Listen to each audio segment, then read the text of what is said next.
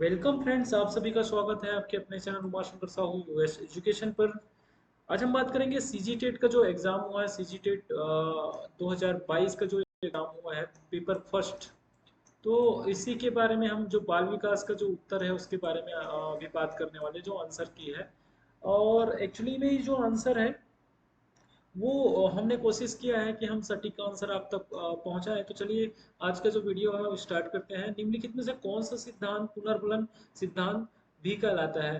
तो ये operant conditioning theory जो है वो पुनर्फलन सिद्धांत कहलाता है। तो चलिए देखिए नेक्स्ट क्वेश्चन।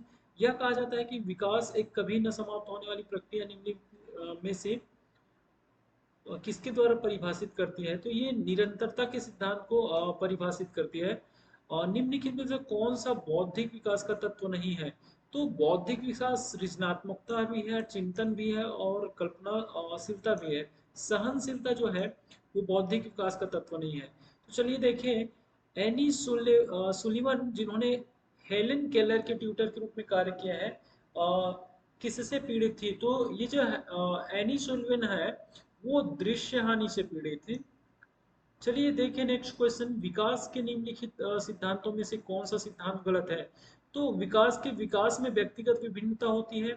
विकास संयोग का परिणाम होता है। यह एक सतत प्रक्रिया है, तो ये भी सही है। और विकास, ये भी सही है, विकास व्यक्तिगत विभिन्नता होती है और यह अनुमानित है। तो देखिए विकास संयोग का परिणाम होता है, ये जो सिद्धांत है वो गलत है। विद्रोह की भावना की प्रवृत्ति निम्नलिखित में से किस अवस्था से संबंधित है? तो ये जो किशोरावस्था से, और कौन से किशोरावस्था से, इसमें से पूर्व किशोरावस्था से संबंधित है। चलिए बात करें पियाजे के सिद्धांत में, एक प्रक्रिया जो धारणाओं और अनुभव के बीच, पुराने और नए के बीच संतुलन बनाने वाली क्रिया को कहा जाता है। एक्चुअली में यहाँ पर जो पुराने और नए के बीच संतुलन बनाता है तो उसे एडाप्टेशन कहते हैं। और एडाप्टेशन का एक्चुअली में यहाँ पर दिया नहीं है। तो एडाप्टेशन नहीं है तो एकोमोडेशन समंजन हो सकता है, क्योंकि एकोमोडेशन जो है क्या बोलते हैं, एडाप्टेशन के अंतर्गत ही आता है। क्योंकि एडाप्टेशन जो है वो दो टाइप के होते हैं, एक एसिमिलेशन और एक एकोमोडेशन। ठीक है। तो हम यहाँ पर समंजन को आंसर लेते हैं, क्योंकि ज़्यादा सटीक हमको यही लग रहा है। विशेष शिक्षा के सिद्धांत में शामिल है। तो विशेष शिक्षा के सिद्धांत में जो है प्रतिबंधात्मक वातावरण, गैर भेदभाव पहचान और मूल्यांकन, सार्वजनिक शिक्षा पर रोक, तो ये माता पिता की न्यूनतम भागीदारी और सहभागिता होता है। विकास किस अवधि को अत्यधिक विकास की किस अवधि को अत्यधिक दबाव और तनाव का काल कहा जाता है? तो ये किशोरावस्था ही है, जिसे अत्यधिक तनाव का अवस्था कहा जाता है, तूफान की अवस्था कहा जाता है। और एक 6 से 7 वर्ष का बच्चा दूसरों के दृष्टिकोण को स्वीकार नहीं कर पाता, क्योंकि वो बहुत छोटा है, क्योंकि वो आत्म केंद्रित होता है, क्योंकि वो बुद्धिमान नहीं है, क्योंकि वो कल्पनाशील है। तो ये जो क्योंकि वो आत्म केंद्रित होते हैं, ज़्यादा सटीक आंसर जैसा कि हमें लग रहा है। विकास में व्यक्तिगत विभिन्नताएं होती हैं, फिर भी मोटर विकास का क्रम मोटर विकास का क्रम जो होता है वो सेफालोपोडल होता है और प्रॉक्सिमोडिसल डिस्टल होता है। तो ये शीर्षपुच्छक और समीपस्थ होता है। चलिए आगे देखिए, पीयर रेटिंग से आप क्या समझते हैं? तो पीयर रेटिंग जो है एक मूल्यांकन उपकरण है, जिसमें किसी व्यक्ति के कार्य का मूल्यांकन अन्य सदस्यों द्वारा किया जाता है। ये पीयर रेटिंग का ग्रुप में जो उनका मूल्यांकन किया जाता है वही है। किस प्रकार का मूल्यांकन विशेष आवश्यकता वाले बच्चों की पहचान करता है? किस मूल्यांकन किस प्रकार का जो मूल्यांकन है? तो इसमें डायग्नोस्टिक जो मूल्यांकन, डायग्नोस्टिक मूल्यांकन नहीं है। एक्चुअली में डायग्नोस्टिक जो होता है वो निदानात्मक शिक्षण होता है। तो हम यहाँ पर जो है मूल्यांकन के बारे में हम बात करें तो योगात्मक, निरंतर जो है समेटिव, यहाँ पर निरंतर कंटिन्यूस जो सतत एवं मूल्यांकन, व्यापक मूल्यांकन जो होता है उसके माध्यम से पता लगाया जा सकता है। और दिव्या को 3 पेन दिखाए गए हैं और वह अवलोकन करती है कि पेन ए पेन बी से लंबा है और पेन बी सी से लंबा है। जब दिव्या ने अनुमान लगाया कि ए सी से लंबा पेन है, तो वह जीन पियाजे के संज्ञानात्मक विकास की, एक्चुअली में यहाँ पर मैं भी जब फर्स्ट टाइम इसको देखा इस क्वेश्चन को, तो मुझे लग रहा था कि यहाँ पर ये संरक्षण का सिद्धांत तो हो सकता है, लेकिन संरक्षण का सिद्धांत जो होता है उसमें क्वांटिटी के बारे में बात होती है कि जहाँ पर दो तरफ अगर क्वांटिटी, एक ही क्वांटिटी में कोई चीजें रखी हुई है तो उसकी समझ के बारे में होता है।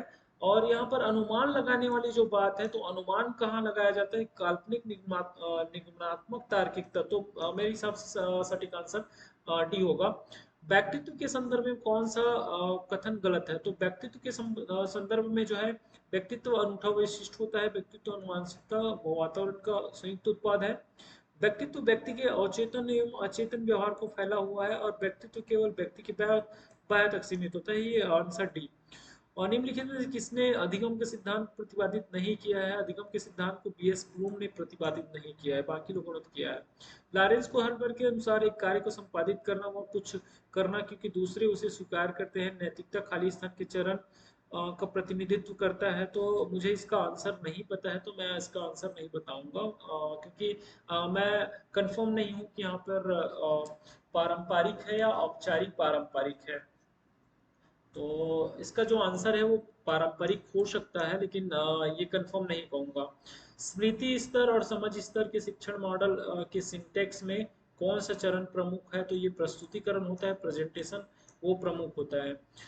एक कार्य के दौरान मनीषा स्वयं से इस बारे में बात कर रही है कि वह किस प्रकार के कार्य को आगे बढ़ा सकती है। भाषा और विचार पर लेव वायगस के अनुसार इस प्रकार निजी भाषण किसका संकेत है, तो ये सी टेट में आया हुआ क्वेश्चन है, यूपी टेट या ऐसा कहीं पे आया हुआ क्वेश्चन था, तो ये स्वनियमन है।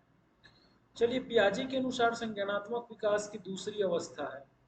पियाजे के अनुसार संगणनात्मक विकास की दूसरी जो अवस्था है प्री ऑपरेशनल स्टेज है। तो यहाँ पर काफी लोगों ने हो सकता है कि पूर्व संक्रियात्मक अवस्था नहीं दिया, तो इंग्लिश को भी थोड़ा सा हमको पढ़ के इसका आंसर देना है। शिक्षक के अधिकार 2009 के अनुसार विशेष आवश्यकता वाले बच्चों को पढ़ाना चाहिए।